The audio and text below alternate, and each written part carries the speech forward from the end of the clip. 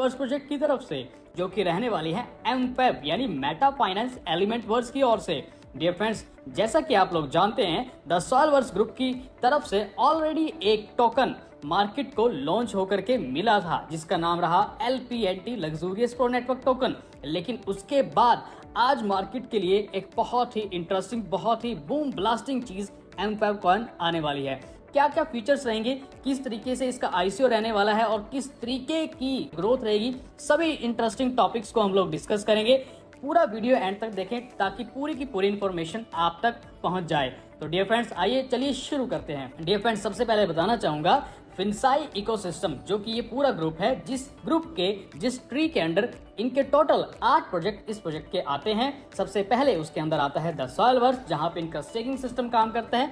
दूसरा आता है मेटा सॉल्वर्स, जहां पे प्रोजेक्ट की आप NFTs और पार्सल्स को बाय कर पाएंगे। नंबर 3 एमफैब स्कैन यानी ब्लॉकचेन भी प्रोजेक्ट की ऑलरेडी मार्केट में आ चुकी है। और इसी के साथ साथ फिनसाई ट्रेड, जहां पे आप वर्ल्ड की टॉप मार्केट जिसको फॉरेक्स ट्रेडिंग कहा जाता है, उस इंडस्ट्री के अंदर भी ट्रेड कर पाएंगे। और इसी के साथ अगर हम बात करें फिनसाई एक्सचेंज की, तो डियर फ्रेंड्स, दिवाली के बाद इसी साल नवंबर 2024 में फिनसाई एक्सचेंज भी आने वाली है। और इसी के साथ फिनसाई NFT मार्केट प्लेस भी इसी ट्री के अंडर काम करेगा। और इसी के साथ दुनिया की सबसे बड़ी banking segment neo bank market में आने वाला है। डियर फ्रेंड्स, इसी के साथ हम बात करेंगे एमफैब कॉइन के बारे में आज, जो कि इन 8 पूरे अलग अलग प्रोजेक्ट में से एक प्रोजेक्ट रहने वाला है। डियर फ्रेंड्स, आइए जानते हैं एमफैब ब्लॉकचेन के अंदर आने वाले इस ICO में किस तरीके के फीचर्स रहने वाले हैं। डियर फ्रेंड्स, एमफैब कॉइन के 4 राउंड्स होंगे, जिनमें नंबर 1 राउंड का नाम होगा सीड राउंड, जहां से 45 मिलियन कॉइन्स रिलीज किए जाएंगे, जो कि $0.05 पे आने वाले हैं। नंबर 2 राउंड प्राइवेट राउंड, जहां पे 65 मिलियन कॉइन रिलीज होंगे 0.10 के प्राइस पे। Number 3 pre sale round, 90 million coins release होंगे यहाँ पे $0.15 पे। And the last one the public sale round, the 4th round is that, जहां पे 100 मिलियन कॉइन्स मार्केट में रिलीज होंगे $0.20 पे। लेकिन अगर हम बात करें इस बार एमफैब कॉइन की क्या खासियत रहने वाली है, डियर फ्रेंड, जैसा कि आप लोग जानते भी हैं, इस ग्रुप की ऑलरेडी मार्केट में एमफैब ब्लॉकचेन आ चुकी है। तो प्रोजेक्ट अपना कॉइन इसीलिए लॉन्च कर रहा है ताकि हर एक ट्रांसपेरेंसी की किस तरीके से टोकनॉमिक्स रहने वाला है, किस तरीके से टोकन कॉइन्स की एलोकेशंस रहने वाली है, वो सारी चीजें सभी मार्केट को पता लगे। तो इसीलिए एमफैब कॉइन और ब्लॉकचेन के साथ आ रहा है। चलिए जानते हैं दोस्तों, ऐसी क्या स्ट्रेटेजिक प्लानिंग प्रोजेक्ट ने बनाई है, जिसके बाद एमफैब कॉइन इंडिया के साथ साथ ग्लोबली वर्ल्ड लेवल पे भी एक लीडिंग प्रोजेक्ट रहने वाला है। दोस्तों, सबसे पहले अगर हम इनके टोकनॉमिक्स की बात करें, एकदम ब्रिलियंट, एकदम जबरदस्त रहने वाला है।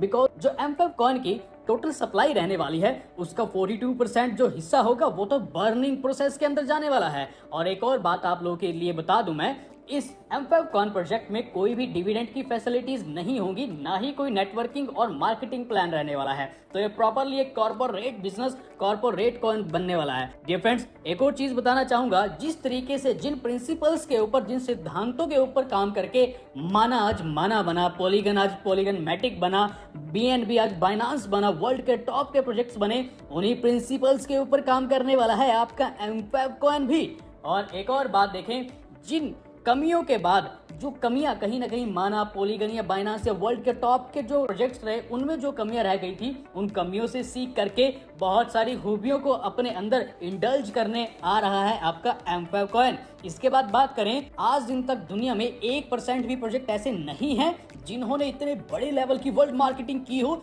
जैसा कि आपका एमफैब कॉइन भी करने वाला है। डियर फ्रेंड्स, और एक और बात जो सबसे इंटरेस्टिंग है, जो हमने अभी रिसेंटली देखी भी है, कि टोटल जो फिनसाई इकोसिस्टम के सारे प्रोजेक्ट्स होंगे, उनको संजोग के रखने का जो काम होगा वो एमफैब कॉइन का ही रहने वाला है। डियर फ्रेंड्स, और इसी के साथ साथ जैसे वर्ल्ड लेवल पे जो मार्केटिंग होने वाली है, जिसके कारण बहुत ज़्यादा स्कैरसिटी, बहुत अच्छी एक डिमांड मार्केट को मिलेगी। आइए जानते हैं दोस्तों एक बार कि कैसे एमफैब कॉइन की टोटल सप्लाई का एलोकेशन किया गया है। Dear friends, total supply 1 billion रहने वाली है, जिसमें से पब्लिक सेल्स के लिए 300 मिलियन यानी 30% हिस्सा निकाला जाएगा। नंबर 2 स्टेकिंग पूल और रिवॉर्ड्स के लिए 10% यानी 100 मिलियन कॉइन्स। और ये वही स्टेकिंग पूल है दोस्तों, जिसके अंदर माइनर्स माइनिंग करते हैं, ब्लॉकचेन की ट्रांजैक्शंस को वैलिडेट करने का जो काम करते हैं, उन लोगों के लिए 100 मिलियन कॉइन्स जो है वो रिवॉर्ड के रूप में निकाले जाएंगे। जो टीम डेवलपमेंट के ऊपर जो हिस्सा निकाला गया है वो 10% यानी 100 मिलियन कॉइन्स का निकाला गया है। इसके बाद बात करते हैं इकोसिस्टम डेवलपमेंट की, जो कि 420 मिलियन कॉइन्स यानी 42% का जो टोटल एक हिस्सा है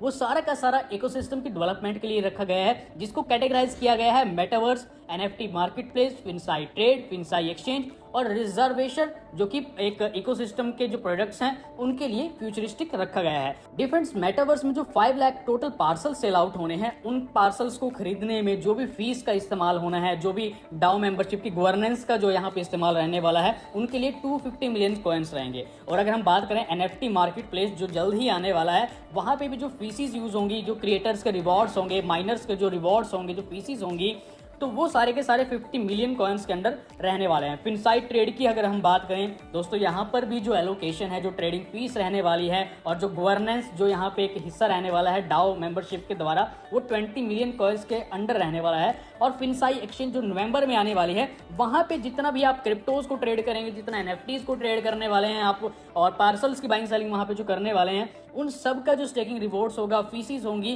वो सारी चीजें 20 मिलियन कॉइन्स में रखी गई हैं। डियर फ्रेंड्स, जो प्रोजेक्ट के इकोसिस्टम की डेवलपमेंट के लिए रिजर्व फंड रखा गया है वो 80 मिलियन कॉइन्स का रखा गया है, और ये वाकई ही इस प्रोजेक्ट के फ्यूचर को एक ब्राइट फ्यूचर बनाने वाला है। आगे चलते हैं मार्केटिंग और स्ट्रेटेजिक पार्टनरशिप की तरफ। जो लोग प्रोजेक्ट के साथ मिलकर के मार्केटिंग करेंगे और इनके स्ट्रेटेजीज के साथ प्रोजेक्ट को एक ग्रोइंग फेज की तरफ ले जाने वाले हैं, वहां पे 2% यानी 20 मिलियन कॉइन्स रखे गए हैं। तो डियर फ्रेंड्स, अगर बात करें एयर ड्रॉप की, तो ऑल ओवर द वर्ल्ड में जो सोशल मीडिया मार्केटिंग रहने वाली है, और वहां पे एक रिवॉर्ड के रूप में 10 मिलियन कॉइन्स यानी 1% का हिस्सा रहने वाला है। फाउंडेशंस जैसे चैरिटीज की हम बात करें, प्रोजेक्ट ने वहां पर भी अपना एक विजन लेकर के वो लोग चल रहे हैं, और 10 मिलियन कॉइन्स वहां पे भी एलोकेशन के अंदर रखे गए हैं। 1% जो कॉइन का एक हिस्सा होगा वो वहां रहने वाला है। इसके बाद हम बात करें एक्सचेंज मार्केट मेकिंग लिक्विडिटी की, लिक्विडिटी को बनाए रखने के लिए, और एक्सचेंज में जो भी फंड्स वहां पे डेवलप किए जाएंगे, तो 2% यानी 20 मिलियन कॉइन्स रहने वाले हैं। रिसर्चेस के लिए 10 मिलियन कॉइन्स यानी 1%। जनरल रिजर्व भी रखा गया है 10 मिलियन कॉइन्स का, जो कि 1% रहेगा। डियर फ्रेंड्स, ये है सबसे बड़ी बात, जो कि है कॉइन बर्निंग स्ट्रेटजी। यहाँ पे डियर फ्रेंड्स, प्रोजेक्ट की तरफ से एक ऐसा बर्निंग प्रोसेस, एक ऐसा बर्निंग वॉलेट बनाया गया है कि जितनी भी ट्रांजैक्शंस आज आप इनके सभी 8 प्रोजेक्ट्स में करने वाले हैं, उसमें से जो सारी ट्रांजैक्शंस होंगी, उसमें से 42% का जो हिस्सा रहेगा वो बर्निंग वॉलेट में जाएगा, जिसके कारण जो बर्निंग वॉलेट में जाएंगे कॉइन्स वो वापस सर्कुलेशन में नहीं आएंगे, और इस मैकेनिज्म के कारण जो टोटल सप्लाई होगी एम5 कॉइन की, उसको भी कंट्रोल किया जाएगा, जिसके वजह से मार्केट में वर्ल्ड लेवल पे एक बहुत बड़ी स्कैरसिटी वो बनेगी, जिसके कारण M5 कॉइन की जो ग्रोथ है उसके अंदर भी एक हाई पोटेंशियल देखने को हमें मिल सकता है। इसी के साथ अगर हम बात करें ये जो मैकेनिज्म बनाया गया है ये किस तरीके से रहेगा, किन किन चीज़ों के ऊपर अप्लाई रहेगा, तो डियर फ्रेंड्स अगर बात करें MSV पार्सल्स की, अगर पार्सल्स परचेज करते हैं तो वहाँ पे जो है फीसिस जो यूज़ होनी है वो कॉइन्स के रूप में होंगी, और वो जो फीस होगी वो सीधा बर्निंग वॉलेट में जाने वाली है। इसके बाद फॉरेक्स ट्रेडिंग, जो फिनसाई की फॉरेक्स ट्रेडिंग का सिस्टम आप यूज़ करेंगे, फॉरेक्स ट्रेड करेंगे, तो वहाँ पे जो फीसिस का इस्तेमाल होने वाला है वो भी M5 कॉइन के थ्रू होगा, वो भी बर्निंग प्रोसेस में रहेगा।